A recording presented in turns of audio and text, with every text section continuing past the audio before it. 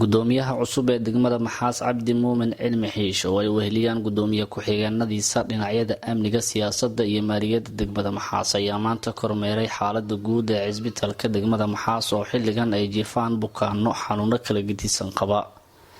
Master Cabdi Xiish ayaa kormeeray qaybaha kala duwan ee cisbitaalka uu ka kooban yahay waxa uuna ku wareejiyay maamulka cisbitaalka Maxaas General Hospital deeq xoolo ah oo maamulka cusub ee degmada Maxaas uu ugu talagalay in looga farxiyo maamulka dhaqaatiirta iyo qaar ka mid ah bukaanada cisbitaalka ku sugan xilligan. Dr. Maxamed Xuseen Cabdulle oo loo yaqaan Maxamed Soomaali ayaa gudoomiyaha degmada Maxaas waxa uu warbixin guud ka siiyay xaaladda cisbitaalka degmada Maxaas iyo baahiyada ugu daran ee cisbitaalka xilligan uu qabo. waxaan aad iyo aad ugu mahadcelinaynaa maamulka degmada gudoomiye Cabdi Xiish masab kasta iyo jaga kasta ay nagula joogaan. waxaan kaloo aad iyo aad uga mahadcelinaynaa booqashada maanta istaalka ku soo booqdeen maanta Sabti ah taariikhduna tahay 25-ka. waxaan leenahay dibtum wadawa mamshaakum wa amalakum wa tabawaatum min aljannati manzila. ilaahay ha idinka aqbalo booqashada wanaagsan ee bukaanada dhibaataysan iyo isbitaalka iyo awoodda uu leeyahay ku ogaanayseen. isbitaalka wuxuu ka kooban yahay qaybaha hadda soo aragteen. wuxuu leeyahay qaybo bukaan jiifa oo rag iyo dumar isugu jirto iyo caruur. wuxuu leeyahay istaalka qayb oo qolka soo naaxinta ama ICU-da oo bukaanada xaaladooda halista iyo kuwa qaliin ka soo baxay lagu manage gareeyo. wuxuu leeyahay qaybtii qaliinka. wuxuu leeyahay qaybtii emergency department-ga. istaalka dhismihiisa uu dhameystiran yahay. isbitaalka supply-giisa wax direct contact ama waxa ay toos inay u maalgelinin maamulka uu nala arkay waana u sheegnay waana la ogyihiin dadka. wuxuu bacdallahi istaalka ku tiirsan yahay jaaliyadda iyo dadka deegaanka qaabka istaalka ula macaamilaan. isbitaalka sidoo kale waxaa hoos yimaada oo u adeega galgaduud ay tahay haday shabeellada dhaxa tahay haday tahay Hiiraan qaybaheeda kala dhan. dhulka uu ku fadhiyo aad u weyn yahay. waxaan leenahay maamulka aad iyo aad waan ku faraxsanahay booqashadiina waan rajaynaynaa in mar labaad iyo mar saddexaad iyo mar afraad aad soo booqan doontaan. sidoo kale waxaan filaynaa insha Allah culeysyada jira inaad nala wadaagi doontaan oo maamulkii degmada matalaya aad tihiin. insha Allah ma ka quusan doono in wixii baahi ah iyo wixii dalabaad in ay idin soo gudbisano istaalkii. waxa waaye kaliya waxa isla wadnaa oo la qaaday oo la jiiday kaliya oo danta istaalkaas iyo community-ga laga wada shaqeeyo. cid alle cid kasta oo community-gaas wax u tari kartaan oo u bandhigaynaa waan u sheegaynaa baahida haday yihiin hay'ado local haday yihiin hay'ado international haday yihiin jaaliyadda haday yihiin dadka Soomaaliyeed oo dhan. waxaan leenahay insha Allah isbitaalka uu furan yahay. adeeg qaliin wuu hayaa adeeg cudurro guud wuu hayaa adeeg caruurta daaweyntooda wuu hayaa la talin caafimaad wuu hayaa ka qayb qaadasho qofkii dibadda iyo in loo transfer gareeyo ama in Muqdisho loo transfer sida mashiinada waaweyn u baahdaan insha Allah waa kala talinaynaa. intaba insha Allah ma cid la mal dhigi doono bukaan kasta u baahan la talin caafimaad istaalka la soo xiriira. istaalka waxa kala ogeysiinayna 24 saac waa adeegiisa 7 maalin oo isbuuca uu shaqeeyaa. يعني emergency nooc kastu yahayna waxa way insha Allah waxaan isku daynaa inaan manage gareeno waxaan qaban karno iyadoo bilaadan awoodiisa iska xadidan tahay hadana bacdallahi waxa way waa intaan qaban karno. maamulkan insha Allah waa la wada shaqeyn doona. sidoo kale maamulka hadiyada uu noo keenana waa ka aqbalnay oo ii sheeg maanta waxa way hadiyada xataa soo gaarsiin istaalka waa naga mahadcelinayna. dadkii loogu talagalay iyo qaabkii loogu talagalay insha Allah waa waafajin doona. aad iyo aad waa mahadsantiina lana gudoomiyaha cisbitaalka Maxaas General Hospital ayaa adeegyo caafimaad oo kala gedisan u qabta bukaanno laga kala keeno qaybo ka mid ah deegaanada iyo degmooyinka gobolka Hiiraan, gobolada Shabeellaha Dhexe iyo Galgaduud. gudoomiye ku-xigeenka amniga iyo siyaasadda degmada Maxaas Cabdullaahi Shuuriye Cawaale iyo gudoomiye ku-xigeenka maaliyadda degmada Maxaas Cabdi Axmed Cabdulle ayaa dhankooda yana hadlay. maanta waa farxad weyn oo ah inaan joogno isbitaalkii degmada Maxaaseed aad u bila qurxan aad u wanaagsan. waxaan ugu soo dhaweeyay maamulka isbitaalka oo horeeyo Dr. Maxamed Soomaali. aad iyo aad baan ugu mahadcelinaynaa. bukaanka jiifana Allah caafiyaan leenahay insha Allah taala. waxaan ka codsanaynaa dadka jaaliyadaha sida quruxda badan u agaasimo ama yacni ma taqaanahay gacanta noogu hayaba inay dadaalkooda la bajibaaraan. anaguna insha Allah taala ka maamul ahaan waxaan karna waa la bajibaarayna haddii Ilaahay idmo. laakiin waxaan booqasho ku soo gaarnay Maxaas General Hospital oo darka yahay Maxamed Soomaali ma taqaana aad ayaan ugu mahad celinaynaa maadaama aan aragnay bukaanadii yilay iyo habka maaragtay uu ula macaamilay iyo solutionkiisa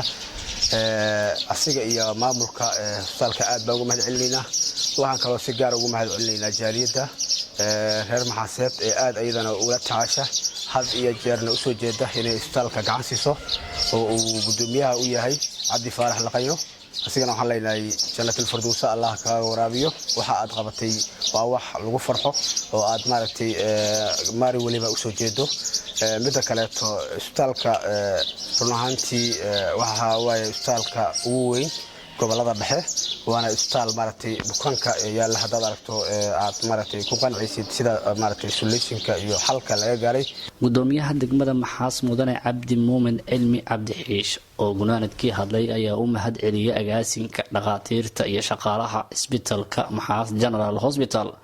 waxa uu u ballan qaaday in ka maamul ahaan ay kaalintooda ka ciyaari doonaan in la sii dardargeliyo howlaha isbitaalka bukaanada kala duwan oo uu qabto waxaan rabaa inaan u mahad celiyo dhaqaatiirta kalkaaliyaasha shaqaalaha isbitaalka degmada Maxaas runtii maantay waxaan soo booqanay isbitaalka degmada Maxaas General Hospital daruufaha iyo guulaha la gaarayna aad baan u aragnay isbitaalkan waxaan ku aragnay anug yar oo 2 jir ah oo dab ku dhacay labada lugood iyo gacan ay go'an tahay oo saqiir ah waan u duceynay Allah subhanahu wa ta'ala waxaan ugu rajaynaynaa inuu bogsiin doono caafimaad taam oo sii doono Dr. Maxamed Soomaali waxaan leenahay Dr. aad iyo aad u mahadsan tahay gacantiisa midkii Ilaahay uu la jiray Allah ka dhigo waxaan ogsoonahay dad Soomaaliya waxba looga qaba waayay oo Hindiya loo wado inaad ku guuleysatay operation-koodii aad iyo aad ayay Soomaaliya oo dhamo maaragtay kuugu mahad celinaysaa kuuguna faraxsan tahay sidoo kale tood waxaan maqlaayay nin oday ah oo isagana dalka wax laga qaba waayay in dib lagu soo celiyo ku guuleysatay Allah subhanahu wa ta'ala ayaa ku mahadsan oo wax noo ka baray reer Maxaaseed waxay heleen dhakhtarkii dhaqaatiirta waxay heleen dhakhtarkii duceysnaa ee gacantiisa barakeysneed Ilaahay ayaa ku mahadsan dhaqaatiirta iyo shaqaalaha ayaguna waa mahadsan yihiin sida raganimada leh kartida leh ay ugu dhabar adeegeen ee u shaqeeyaan si gooni marka waxaan rabaa inaan ugu mahad celiyo jaaliyada gacanta ku hayso isbitaalkan runtii isbitaalka gobolada dhexe ugu weyn waaye haddii uu isbitaal leeyahay isbitaalka beledweynaha la eg dhulka uu haystana haddii si loo fiiriyo isbitaalka beledweynaha waa ka dhul weyn yahay isbitaal intaas leeg marka oo dawladdu ayna gacan ku hayn hay'ad international oo gacan ku hayn mid in joog oo gacan ku hayn in qurba joog isku tashatay oo rag ah ay gacanta ku hayaan waa ku mahadsan yihiin waxaan rabnaa marka haddii ay daawo tahay haddii ay tahay maaragtay in shaqaale la qaato oo caafimaad isbitaalkan wuxuu u baahan yahay hay'aduhu inay yimaadeen macna ma keenayso isbitaalkeena inuu maaragtay oo inta ku yaalo sabab wax kasta u dhameystiran yihiin MCH nacaalka agtiisa laga furto macna ma keenayso $200,000 lagu qaato hay'adaha hawshaasooda waxaan leenahay waa maasantiin laakiin isbitaalka imaada shaqaalaha xagga aad ka qaadanaysiin oo MCH ka fadhiyo inta keena mushaarkooda siiya doctorka la shaqeeya daawada aad wadiina keena haddii ay daawada wadiin daawo helicopter lagu keeno tahay ay ka tayo badan tahay midda isbitaalkan la keeno waa isku dhex dardarsanaynaa noo keena oo u baahana intaas kadib aad iyo aad ayaan ugu faraxsanahay maanta inaan soo booqdo isbitaalkii degmada Maxaaseed markii hore aan maqnaayna aad ugu faraxsanahay shaqooyinka ka socdo iyo sida waajibaadka oo u gudanayo dhaqaatiirta iyo dhakhtarkeena Maxamed Soomaali ugu weyn yahay Dr. Maxamed Soomaali waa nin dhalinyaro ah annagana dhalinyaro nahay har iyo habeen aan la shaqeey doonaa dawladda ay yiraahdo waan la shaqeynaynaa waxaan ka tari doonaa wax allaale iyo wixii culays ah la kulmo ayaan wax kala qaban doonaa dawladda raali ka dhigo Dr. maamulkaadii waaye waan ku faraxsanahay sida qiimaha badan ee aad noo soo dhaweysay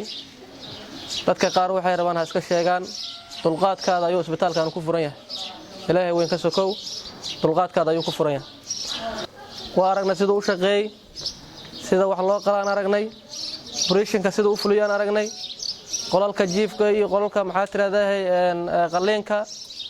iyo kulli waxaan soo aragnay qaybaha uu ka kooban yahay isbitaal waxaan soo aragnay wax ka maqan oo ma aragtay isbitaalka maqan ma jiraan laakiin wuxuu u baahan yahay in la kaabo isbitaalkan waxa looga kala yimaadaa gobolada dalka gobolkeena Hiiraan Buulo Burte ayaa looga yimaadaa inta badan waxaan ognahay dad beledweyne laga soo qaaday inta la keeno lagu dabiibay oo lagu daaweeyay ilaahayna uu la jiray ilaahay ku mahadsan gobolada dhexe dalka inta ma aragtay aan isbitaalka waaweyn lahayn baabuuray soo qaataan wayna yimaadeen Allah ku mahadsan toor waa ku mahad celinayaa koow iyo kun jeer sidan idin soo booqanay maanta ma ahan in idin nimaado oo idiga wada tagayno habeenkii aan soo gali doonaa anagu markaan daawo u baahna markaan u baahna imaado doonaa haduu la yiraahdo waa mahadsantihiin soo dhawaada Allah waxaan ugu bariyaa inta ma aragtay xanuunsan isbitaalkan taalo inuu bogsiyo wixii dhibaataan ilaahay oo naga haayo assalaamu calaykum wa rahmatullaahi wa barakaatuh waa Maxamed Ibrahim Siyaad telefishinka caalamiga ah ee Hiiraan Bile degmada Maxaas